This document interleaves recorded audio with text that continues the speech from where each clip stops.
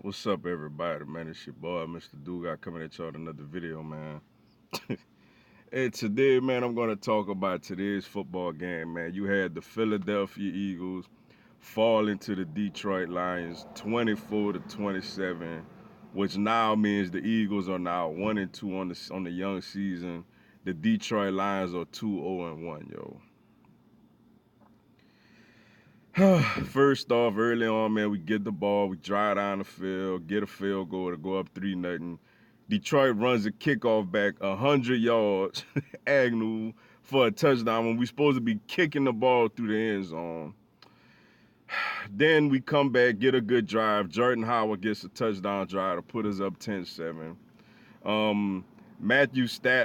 Kerryon Johnson gets a rushing touchdown, puts Detroit up 14-10.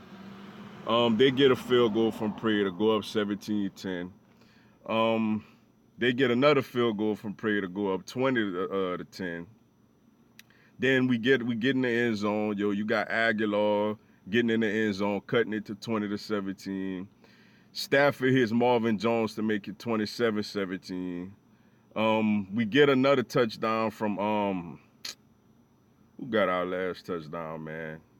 Was it? Yeah, Aguilar. Wentz hit Aguilar again for a touchdown. Then we get the ball, man. We go try to Wentz gets tackled short of the first down. Then we hold them 3 and out.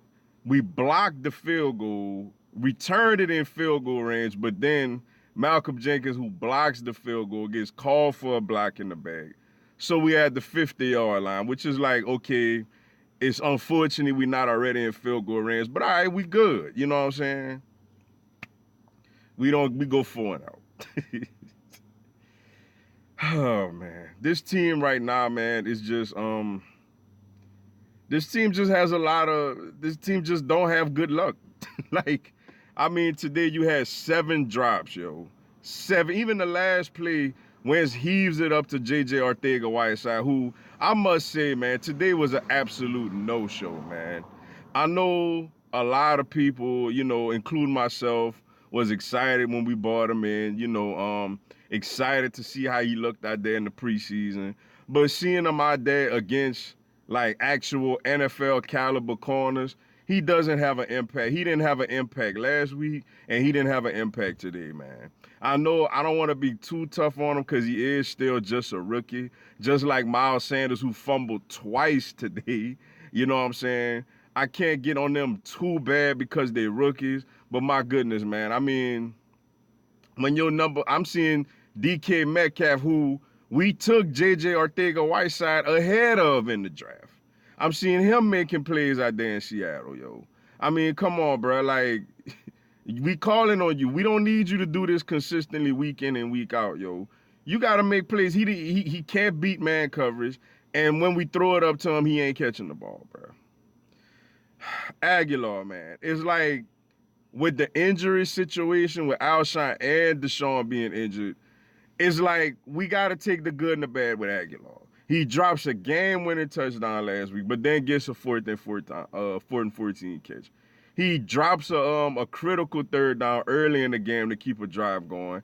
He fumbles when we was moving the ball by just flat out dropping the ball. Nobody even hit him. He just didn't handle the ball. Then he gives us 2 touchdowns in the second half. So it's like, that's Aguilar, man. He's going to be inconsistent. He's going to look great, like a first-round pick. Then he's going to look like a bust. That's him, yo. They showed a lot of attention to Ertz today. Goddard dropped a critical touchdown pass, man. Now, granted, we still end up scoring on the drive, but he dropped the pass today for a wide-open touchdown. Now, granted, you could blame it the fact that he ain't 100% yet, whatever, but he drops a touchdown. Then defensively, man, which, granted, man, they did the best they could do, man. It is frustrating because we know our cornerbacks are not any good, man.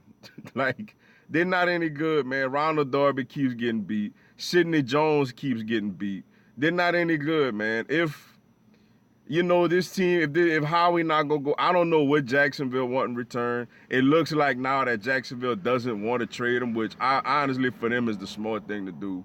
But if he really is on the table, man, you make that move. You pull that trigger to get Jalen Ramsey in here, man. If you can. Because these cornerbacks, bro. Now, granted, I do like Avonte Maddox a lot more on the outside than in the slot.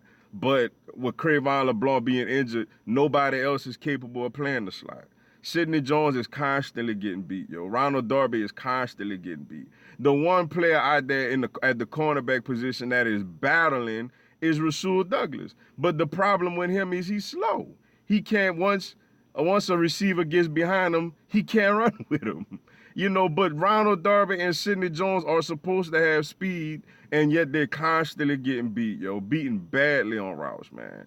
But another thing, man, we don't have absolutely no rush. We have absolutely no pass rush, man. I don't know if it's because Fletcher Cox is just injured or because he don't have a collaborative D tackle on side of him that could make things happen. Whatever the case may be, man, Fletcher Cox is not having any impact, man, on this season at all so far, yo. Brandon Graham, man. I love Brandon Graham against the run. I think he's spectacular against the run. Brandon Graham is not getting any pressure on the quarterback, man. Let's just call it what it is. I love Brandon Graham. I love the strip sack on Brady. I love everything he's done. And granted, he's a veteran. He could turn it around during the season. But evaluating the first 3 games of this season, Brandon Graham is not earning his money we just gave him. Like on money downs, he is not getting any pressure on the quarterback, man. Derek Barnett, like he constantly is getting injured, yo. When he's out there, he not making a play. Then he gets injured. I don't know, man. Shout out to Malcolm Jenkins. Malcolm Jenkins doing his thing in the secondary, man. Rasul Douglas is fighting hard. He's trying despite his lack of speed. Rodney McLeod. Sidney Jones and Ronald Darby are just not any good right now, man. They're just not, yo, and it's disappointing. Avonte Maddox, I feel like, he gets beat at time, but I feel like he's playing out of position. He's more of an outside corner. And Sidney Jones and Ronald Darby are just getting beat, man. And offensively, bruh, it's like Wentz didn't play perfect the day neither, man. I thought he played more than good enough to get a win today.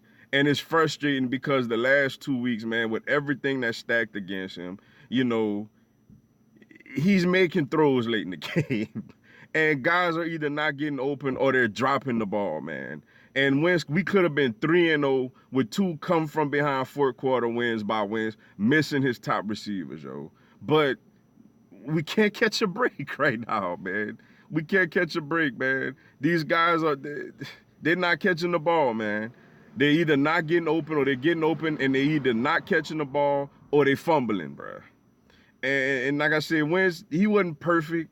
That throw, he almost threw a pick 6 to Darius Slay. He got to hit Sproles on that throw. Even early on when he scrambled for a near touchdown, bro, learn your leg, get down, man. You got the first slide and get down, man. But then at the same time, it's frustrating for him, man, because it's like, now the one player I do want to give a kudos to is Mac Hollins, man. To say a lot of people felt like Mac Hollins shouldn't have been on this team. They should have went with Greg Ward instead of him or Markin Michelle instead of him. You know what I'm saying? Mac Hollins has stepped up. He has stepped up big time. He's been he's been our most consistent receiver since Alshon and Delshon got hurt, yo. He's been our most consistent receiver. When Wentz missed a throw to him in the first quarter for a touchdown, man. Wentz threw it outside, he should have threw it inside.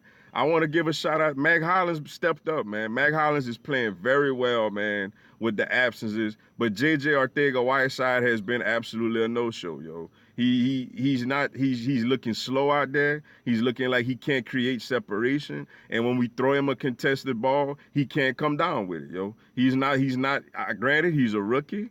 It's just his 3rd game. He obviously has a lot of time to improve, but he's not looking good out there right now. Miles Sanders, I like his explosiveness, but, he doesn't break enough tackles, and he fumbled the ball twice today. I feel like Jordan Howard should have got more touches today. Like, I know he lacks speed, breakaway speed, and Miles Sanders gives you that, but Jordan Howard is the best running back we have right now, and we're not using him enough, yo.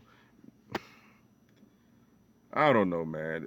The offensive line played better today. Particularly Isaac Seumalo was better, much better today than he was last Sunday night. But the receivers didn't catch the ball today, man. Wentz missed a couple of throws, and then when the ones that he hit, guys dropped the ball, man. Alshon and Deshaun, man, we need them back ASAP. But the problem that I got to thinking, even with them, man, they older players. They're not young. So I can't sit there and fully expect them, you know what I'm saying, to remain healthy. I can't fully expect them, like, to be healthy all year, like they can't be injured, yo. I can't expect that. They older players, man. But we need them. Yeah, they did. But we need them back, yo. We need them back, man. Man, bruh. It's tough, man. We could have been 3-0, we wanted to. Now, like I said, granted, it's early in the season. It's still a whole lot of football left to be played. I know a lot of people are gonna look at all Dallas 3-0, but granted, Dallas ain't playing nobody yet neither. You know, not granted.